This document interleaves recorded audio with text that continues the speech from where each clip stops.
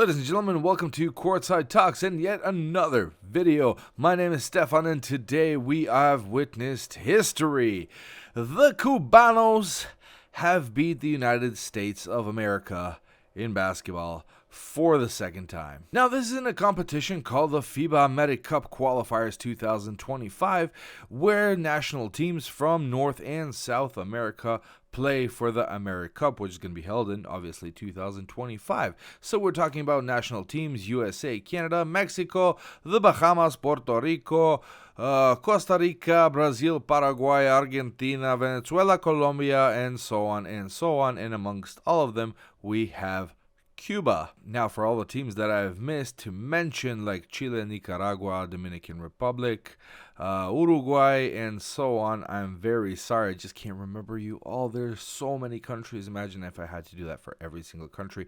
But that's not the point. The point is the Cubans beat the USA in the middle of Havana, the capital city of Cuba. More than 4,000 spectators cheering on the Cuban national team. And this game is very interesting because the last time the Cubans beat USA in a competition was back in Cali in 1971. That's more than 50 years ago. That's a long time ago.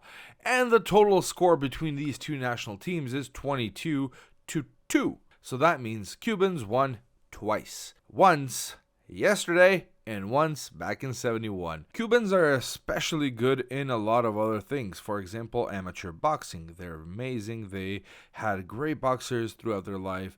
They had great chess players. They're good in salsa. They're good in mojitos. They're good in cigars. Basketball, not so much. So that's an accomplishment. And for all the haters out there that start the sentence with, yeah, but they didn't play. USA just brought the rotation G League players. They didn't bring their best players. Who cares, man? Who cares? Oh, well. Get over it. We're gonna see you at the Olympic Games, so you're gonna see the best American squad, blah, blah, blah. Who cares? World Championship, you guys lost for 5th place. You lost to Serbia.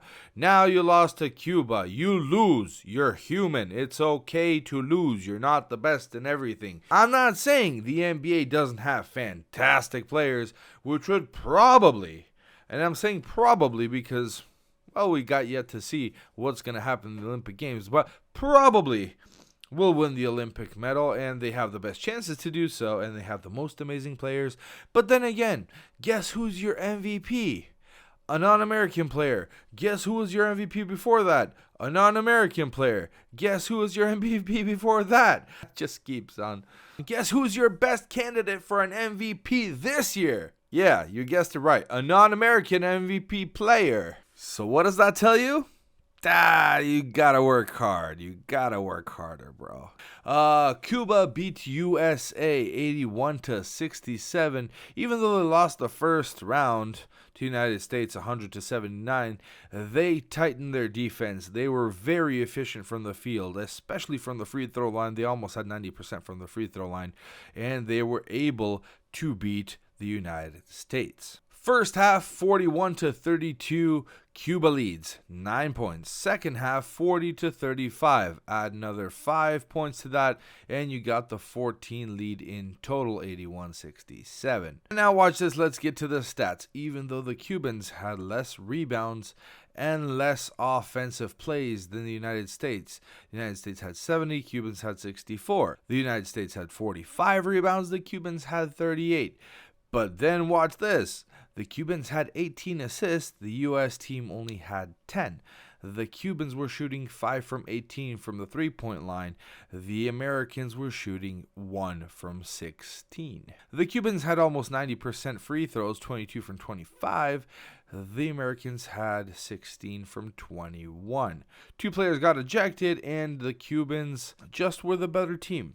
You gotta hand it to them. They gave their life up. And when you say the U.S. team brought their G League players, well, guess where the Cuban players play?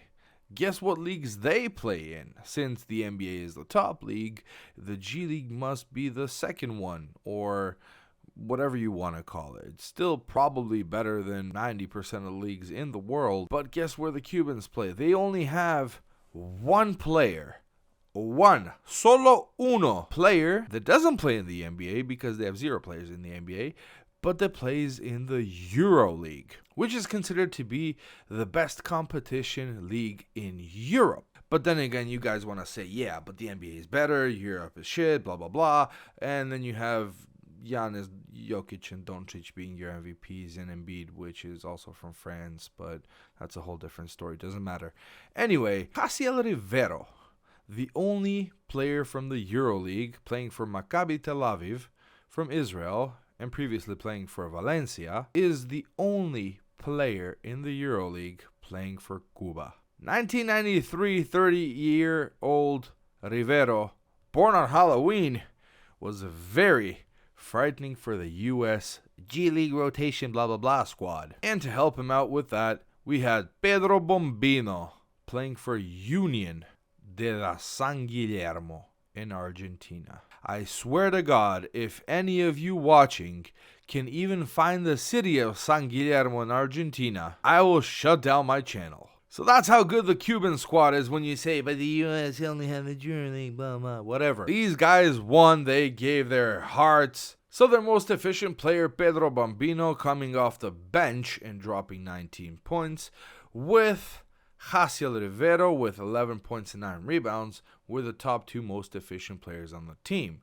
There was one more which was double digits, also with 11 points, and 2 more with 9 points. Everybody else a little bit less. But guess what? The whole team played like one. Unlike the American squad, which only had 2 players more than 10 points, we're talking about Raekwon Gray scoring 17, and what's his name?